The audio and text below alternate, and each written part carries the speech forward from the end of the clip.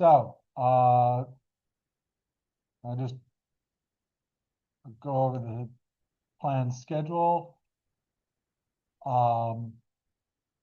We have lecture today. Then Thursday we'll have a UV-Vis lab. And then next week we'll have review and the exam. And I believe I have a set of review slides. Let me just check.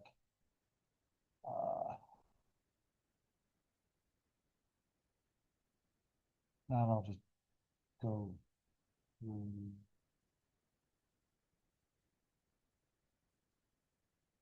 Yeah, I thought I made some review slides. I'm certain I have them somewhere.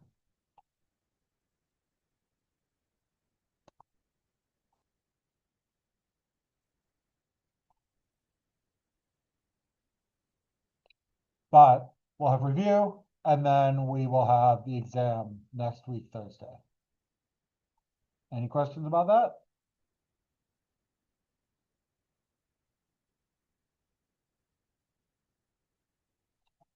Sorry about that.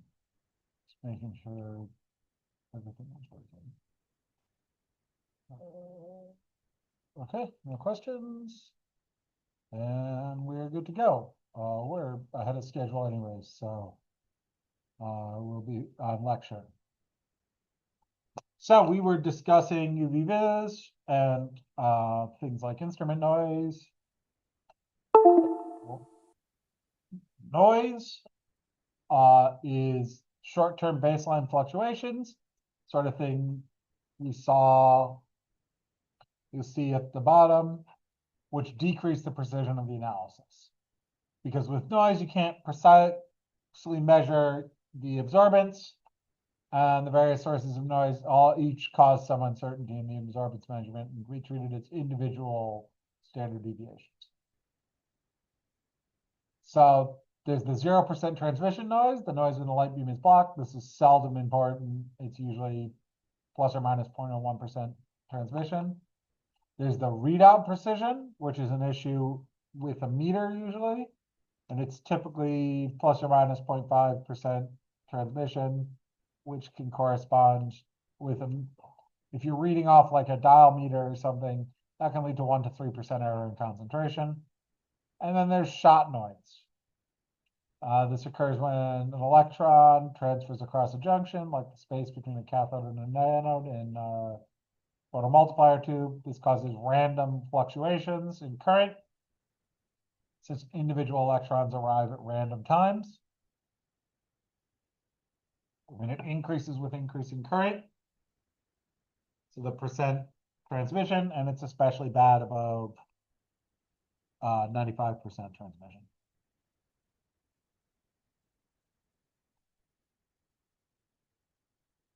Flicker noise is noise from the lamp due to intensity changes. This is important at high transmittance. The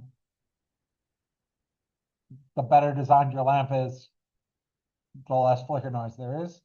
And then cell positioning uncertainty is not really noise, but it can affect precision. So minor imperfections, scratches, or dirt will change the transmittance, and it may be the major cause of imprecision. So case one is where the standard deviation is effectively constant. Typical sources are things like limited readout resolution. Inexpensive photometers and spectrophotometers have small meter scales. Heat detector Johnson noise, IR and near IR spectrophotometers and photometers. That's really likely, and things like dark current and amplifier noise. These are regions where source intensity and detector are low. And these are all examples of sort of just flat background noise that hit everything. Photon detector shot noise, there's case two. These are proportional to the square root of t squared plus t. This is likely to be important in high quality UV visible spectrophotometers In case 3, this is proportional to transmittance. Things like cell positioning uncertainties, high quality UV visible and IR spectrophotometers, it can be an important thing.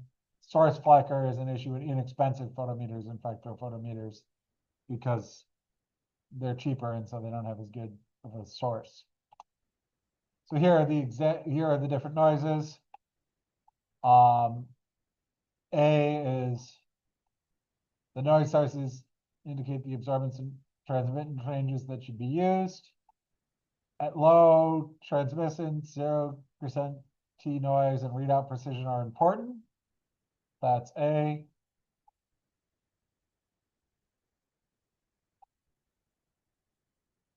At high transmittance, shot and flicker. That's C. At high transmittance, shot and no, that's like A and B. At high transmittance, shot and flicker noise, that's C, are large. So in general, you keep A in a range of 0.1 to 1.5 absorbance units, between about 80 and 3% transmittance.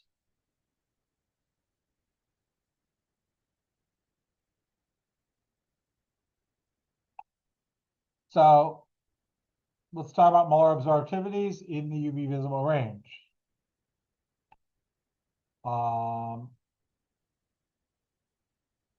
The molar absorptivity is 8.7 times 10 to the 19 times P, which is the transmission probability, which ranges from about 0.1 to 1 for likely transitions, times A, the cross-sectional area of the target molecule in centimeters squared, which for typical organic molecules is 10 to the minus 15 centimeters squared. So the bigger the molecule, the bigger A is. So epsilon maxes out about 10 to the 4 to 10 to the 5 liters per mole centimeter. And it's less than 10 to the third is low intensity. That's when P is less than or equal to 0.01. So here are some examples. Butene 3-ine has an epsilon of 7,600 with at the peak at 219. Cyclohex 2-ene here at 225 nanometers has a epsilon of 10,300. Toluene at 206 nanometers has an epsilon of 7,000. And 3,4-dimethyl 3-en-2-1 at 246 nanometers has a epsilon of 5,300. These are just some examples. And for compounds with multiple chromophores, if they're greater than one single bond apart, the epsilons are additive and the wavelength is constant. But if they're conjugated, it shifts to higher wavelength. There's a red shift. So here's an example with RCH double bond CH and R. If N is 3, it's here. At 4, it's here. At 5, it moves over here. So epsilon gets, well, here we have CH, here we have the two double bonds. The wavelength barely changes, but the epsilon doubles. Here, when you have two double bonds next to each other, the wavelength increases and the epsilon also doubles. So epsilon gets bigger and the wavelength gets longer.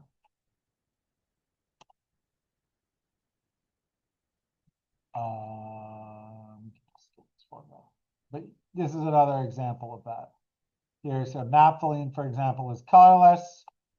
Anthracene, because it shifts, so the max absorbance is at 280 nanometers.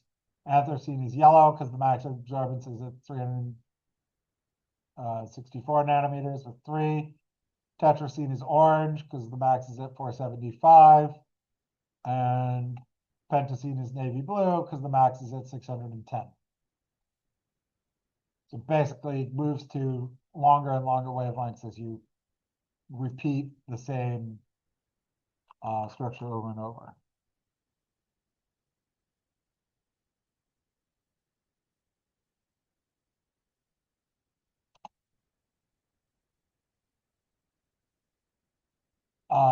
Now electronic transit, the absorbing species in UV visible tend to be electronic transitions involving organic compounds, inorganic compounds, complexes, etc. The basic process is that you have some molecule, you add light, it goes to an excited state, and then it decays. For fluorescence light or phosphorescence that gets emitted, it decays down back to the original state with some heat. Well, no, the usual thing is it decays down to the original state plus heat, or it releases light, phosphorescence light, or fluorescence light or phosphorescence is the other possibility. But in general, it just decays down with heat. Or you get a new species and there's some photochemical reaction. The excited state is generally short-lived, and the heat produced is not generally measurable. Thus, you get minimal disturbance of systems, assuming there are no photochemical reactions.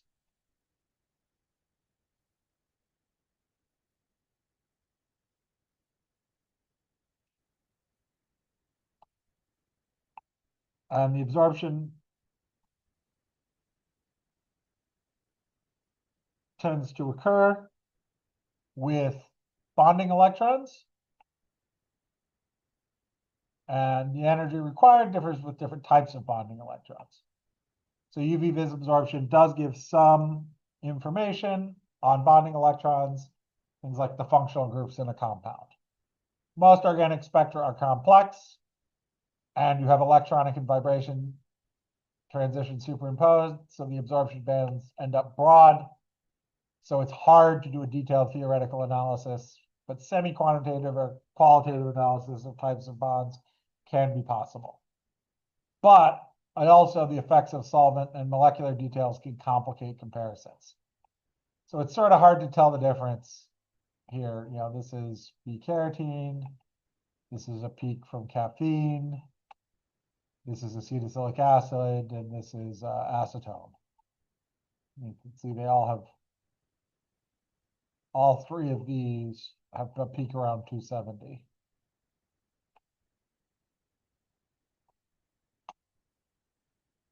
Single bonds are usually too high of an excitation energy for most instruments. They're less than 185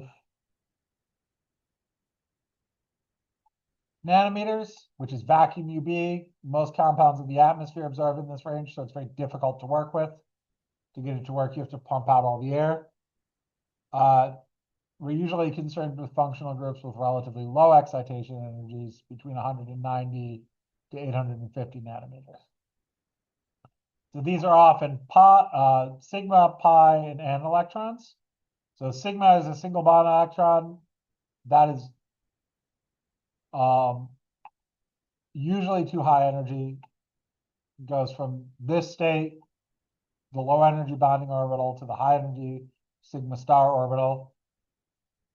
But that tends to be less than 185 nanometers, so not really easily visible. The pi, the double bond electron, will go from the low energy bonding orbital to the high energy bonding orbital. And non-binding electrons, N, don't really take part in any bonds. They tend to have a neutral energy level. So they're less likely to be excited. So an example for formaldehyde here, these are sigma electrons, the X's are pi's, and these are N's. So the highest energy ones are going from sigma up to sigma star. And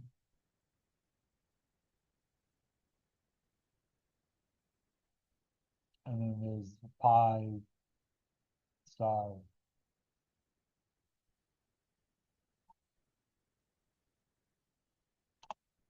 And so in general, sigma to sigma star is a transition in vacuum UV. N to sigma star, which is a possibility, it occurs in saturated compounds with non-bonding electrons. The wavelengths are like 150 to 250 nanometers. The epsilons are not strong. They're 100 to 3000. N to pi star or pi to pi star requires an unsaturated functional group, i.e. double bonds. These are the most commonly used. The energy is in a good range for UV visible. The wavelengths are between about 200 to 700 nanometers. N to pi star is about, has an epsilon of 10 to 100. It's not very strongly absorbing, but pi to pi star is very strongly absorbing. It's 1000 to 10,000.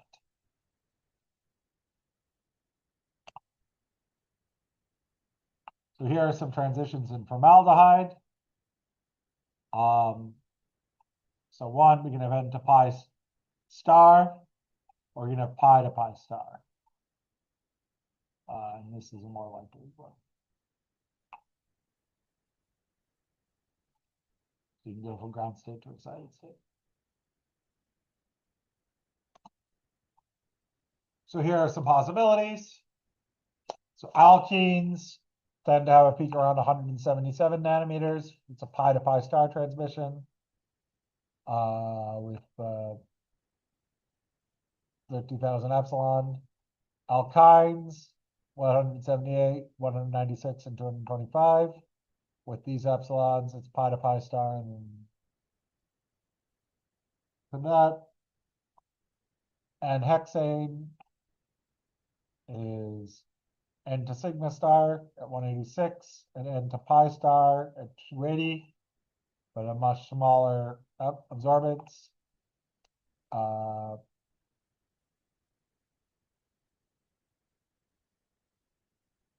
And here's another hexane with this sort of structure. This is 180, N to pi star is large, and 293 much weaker, into sigma star, while N to pi star is relatively weak. Ethanol has a peak at around 204, with not the greatest absorbance at 41, but it's an N to pi star transition. So that's what, carboxyls. Oh, these are the solvents. These are the solvents they're dissolved in. These are some examples of alkynes, alkanes, carbonyls, carboxyls in ethanol, amidos in water as a peak at 214. It's an N to pi star. Azos in ethanol at 339, not very strongly absorbing, but it's an N to pi star. Yeah, so you can see the rest of these. And there's nitro is at 280. Nitroso is at 300 and 665, and nitrates are at 270. These absorbances. And here's another bigger table with a bunch of peaks and epsilons. I'm not going to go through all of these.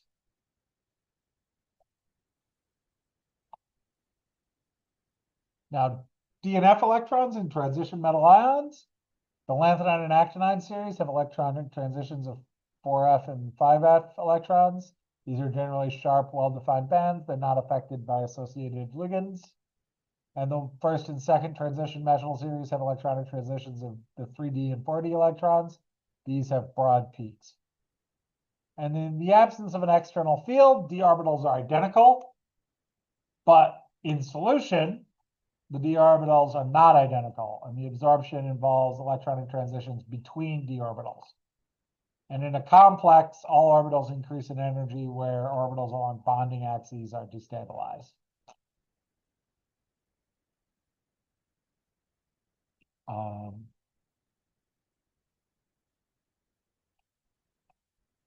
And the magnitude of the energy difference depends on the charge of the metal ion, the position in the periodic table, the ligand field strength. So here are some examples. So iodine, bromine, these are various transitions. So the energy difference increases with increasing field strength, so wavelength decreases. So in an octahedral, you can see.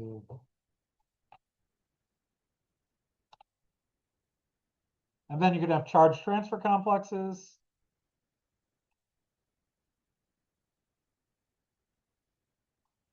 Which are important analytically because they have a very large absorbance. And the absorption of radiation involves the transfer of an electron from the donor to an orbital associated with the acceptor. And the excited state is a product of pseudo-oxidation reduction process. So there's many inorganic complexes of electron donor, usually organic, an electron acceptor, usually a metal. So for example, iron 3 thiocyanate or iron 2 phenolphthalein.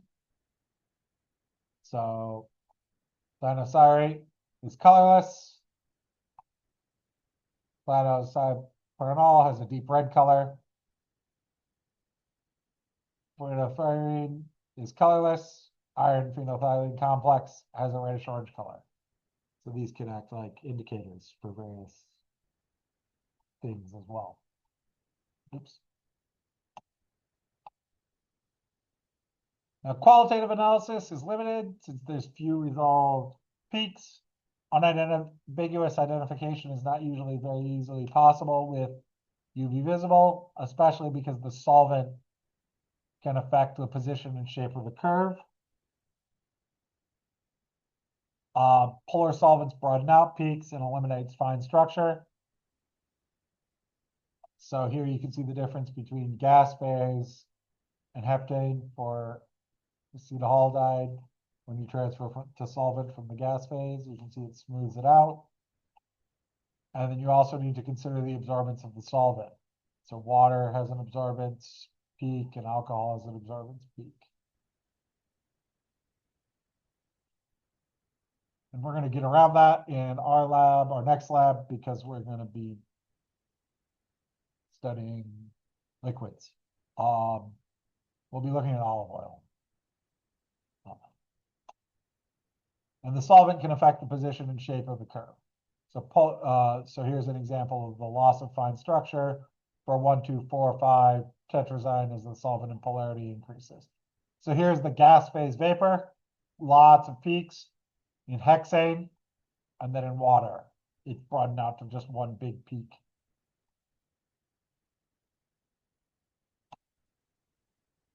And the solvent can also have an issue where it absorbs the UV visible spectrum.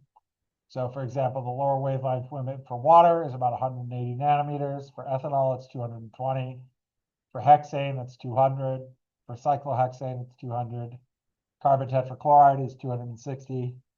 Diethyl ether is 210. Acetone is 330. Dioxane is 320. And Solusolve is 320. So these are the wavelengths below which you can't observe the peaks very well. So you need to choose your solvent appropriately so you can see the peaks you're interested in. And here are some absorption maxima for DPK and various different solvents. And you can see how in different solvents, different polarities can change the locations of the peaks. Like this, as the polarity increases, this peak is moving up in wavelength and this peak is moving down in wavelength.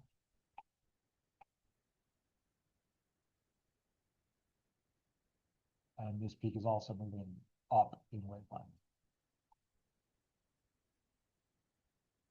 You can, however, obtain some functional group information for certain types of compounds. So for example, a weak band at 280 to 290 nanometers that's shifted to shorter wavelengths with an increase in polarity implies a carbonyl group. So acetone in hexane has a peak at 279 with an epsilon of 15. In water, that moves to 264.5 nanometers. Solvent effects due to stabilization or destabilization of the ground and excited states did change the energy gap. And since most transitions result in an excited state that's more polar than the ground state, another one is that 260 nanometers with some fine structure implies an aromatic ring. So here's benzene and heptane. See how there's this sort of wiggly peak around 260? That's an aromatic ring. And more complex ring systems shift to higher wavelengths, redshifts, similar to conjugated alkanes.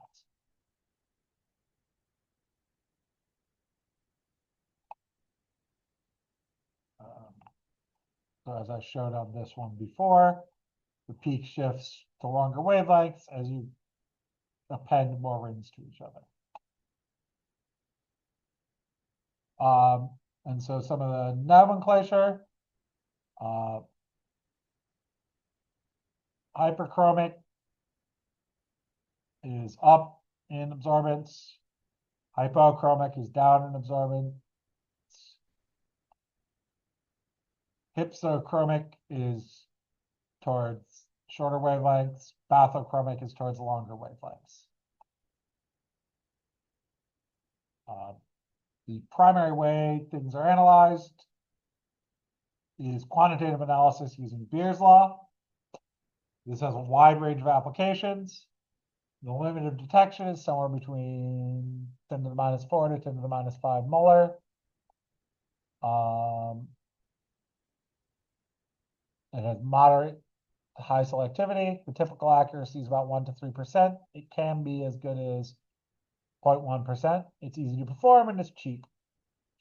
So the strategy is to look for absorbing species to detect both organic and inorganic compounds containing any of these species. All of these you can detect, and then you can figure out concentration by using Beer's law, comparing it to a known reference. Non-absorbing species react with the reagent. But you do for absorbing species, any of these, you can just detect the compound directly. For non-absorbing species, these react with a reagent that forms, you react them with a reagent that forms a colored product. This can also be used for absorbing species to lower the limit of detection. So things you have to consider are things like wavelength, pH, temperature, ionic strength. It can be very helpful to prepare a standard curve to match standards and samples as much as possible.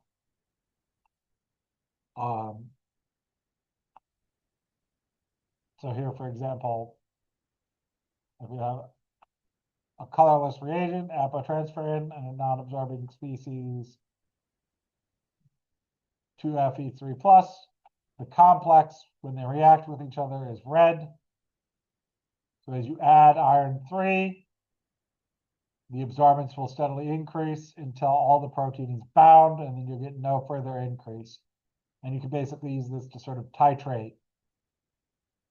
And the concentration of iron 3 that you've added, where there's this transition, this change, this kink, can be used to figure out how much of the other reagent, the apotransferrin, is.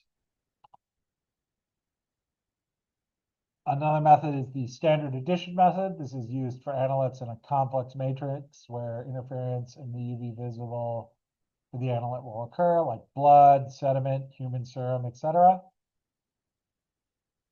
You prepare a bunch of identical aliquots with equal amounts of the unknown sample in them, and then you add a variable amount of a standard solution of known concentration to each aliquot. So you add 0, 5, 10, 15, and 20 milliliters of your standard to them. This assumes a linear relationship between instrument response and sample concentration. And then you fill all of these up to a fixed volume. You dilute each solution to an equal volume. You fill them all up to the 50 milliliter mark, and you mix. And thus, you're unknown without any added standard, and then you'll have steadily increasing values as you add standard. And you know the concentration of the added analyte. And so basically what you could do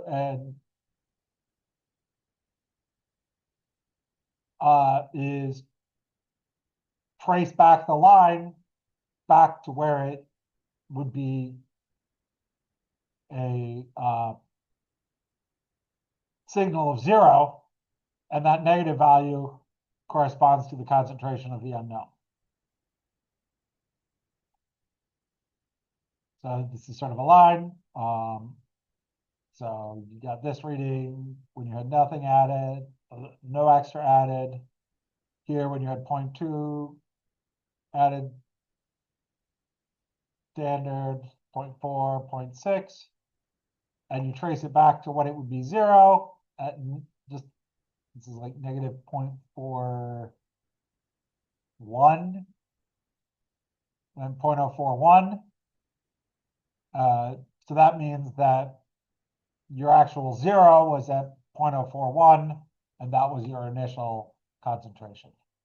So that's a way you can get information when you have when it's sort of tricky to figure out how much signal you should have. So you can calculate the unknown concentration from the following equation. You fit this with a line, and your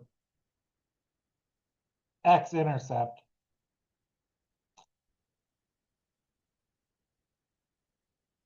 is your concentration. So if you fit this line and you have MBS plus B equals S, the B is the, so concentration of the sample is B times concentration of the standard over M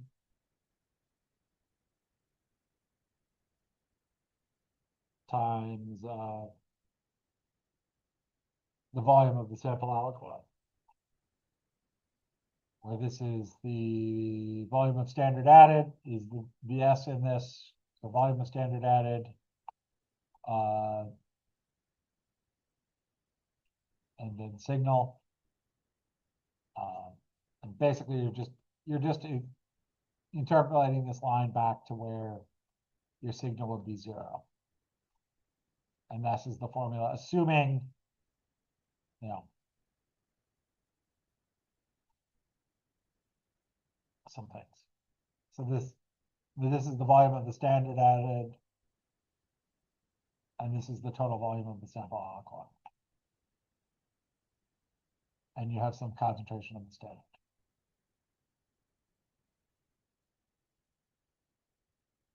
If you have mixtures, the two absorbances will add. So if you're looking at wavelength 1, it's going to be epsilon 1 times BCM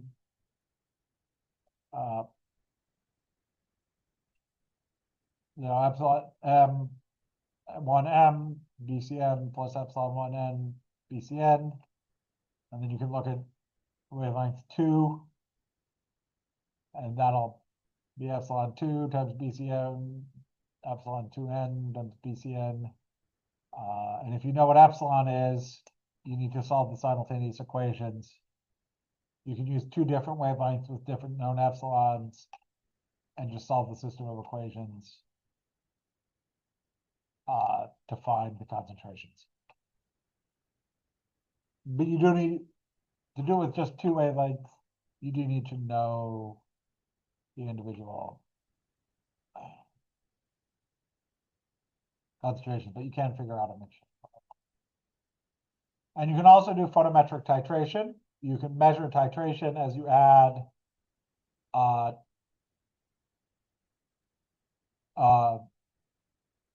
so with UV visible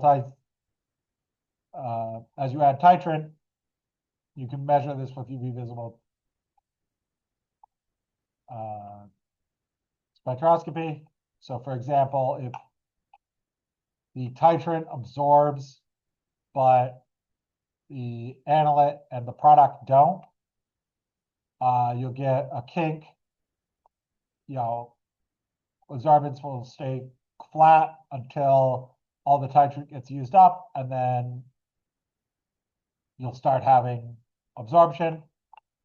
If the product absorbs, but the analyte and the titrant don't, you'll have steadily increasing, and then it'll flatten out once you hit,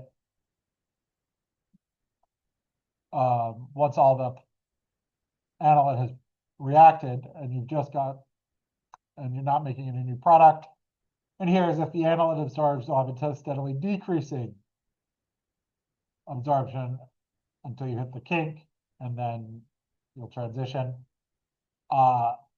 And you're interested in this sort of point of kink. It's not necessarily going to be a sharp point. You might have a more curved transition. Oops.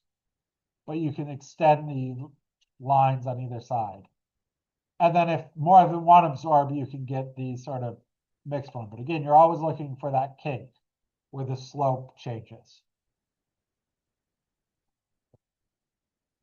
And your classic titration where you're adding titrant until it changes color is this first one here.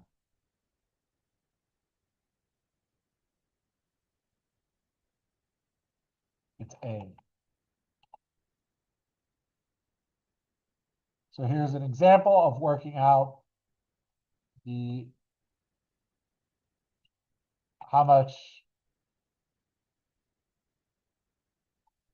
given that when species A with a concentration of 7.5 times 10 to the minus 5 molar, has an absorbance of 0.155 in a 475 nanometer and 0.755, sorry, 0.155 in a 1 centimeter solid, 475 nanometers, and 0.755 at 700 nanometers. And B is 4.25 times 10 to the minus 5 molar gives 0.702 at 475 nanometer and 0.091 at 700 nanometer. So the sort of general setup is you're calculating the concentrations of A and B in solutions that yielded an absorptions of 0.439 at 475 nanometers and 0.025 at 700 nanometers in a 2.5 centimeter cell. So this was in a 1 centimeter cell. So you really need to calculate epsilon for each of these.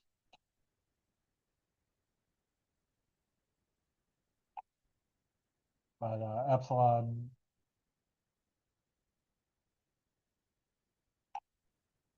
so epsilon is just going to be absorbance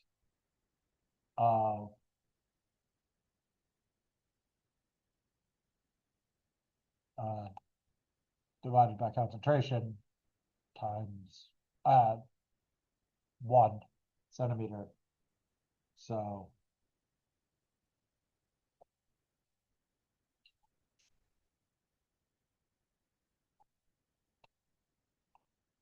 here you're going to have 0.439 is 2.5 centimeters times epsilon A at 475 times concentration A plus epsilon B at 475 times concentration B. And then 1.025 is 2.5 centimeters times epsilon 700 at concentration A plus epsilon B 700 times concentration B. And so,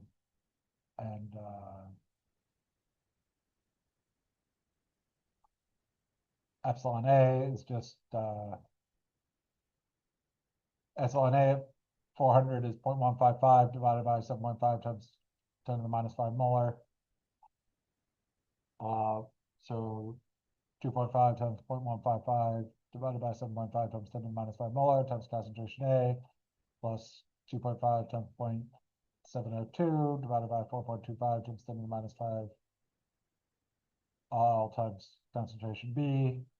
And the similar one here, set up, and then you can solve it with a system of equations for concentration A being 3.95 times 10 to the minus 5 molar, and concentration B being should have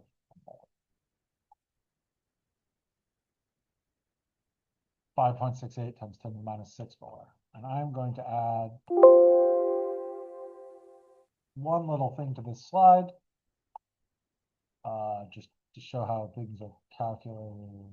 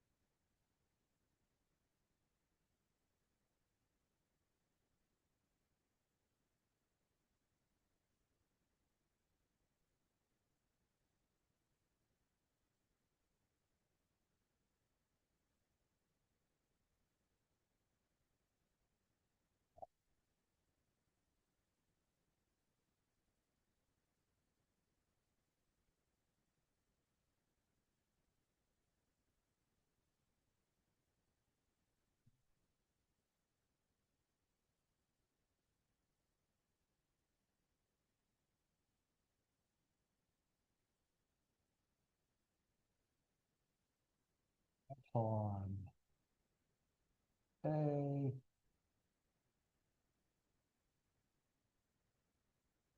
four 75 equals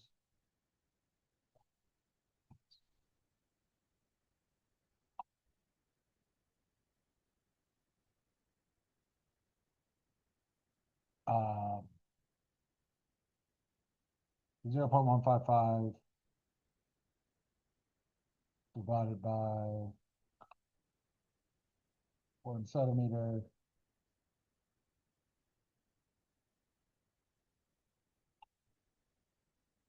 boy. 7.50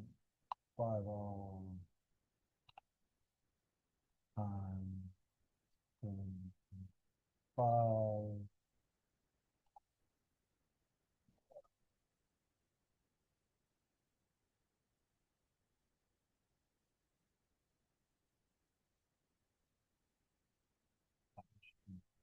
Capital A, UV-Vis, 0.702, and 1.25.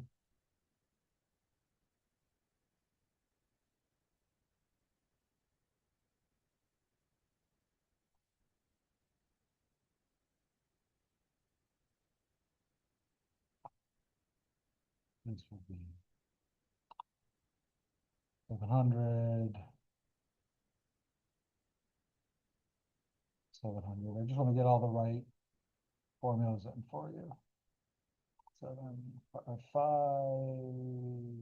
and 091.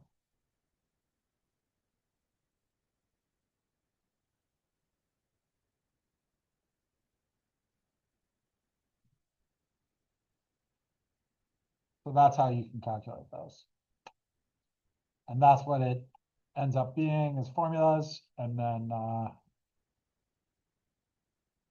actually, let me make those equations.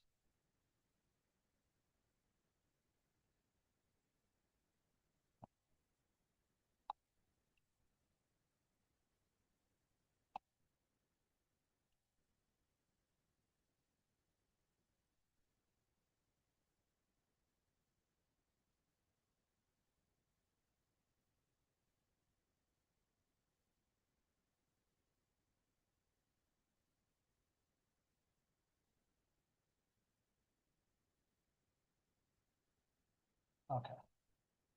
Well, I'll work on fixing those and I'll replace the slides. But that's sort of the general gist of the math you'd need to do. Any questions before we end for the day? Well, if not, you are free to go. I'll see you guys on Thursday when we will have our UV-Vis lab.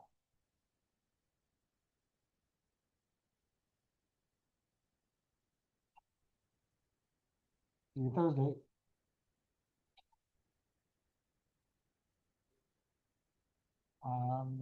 End the meeting.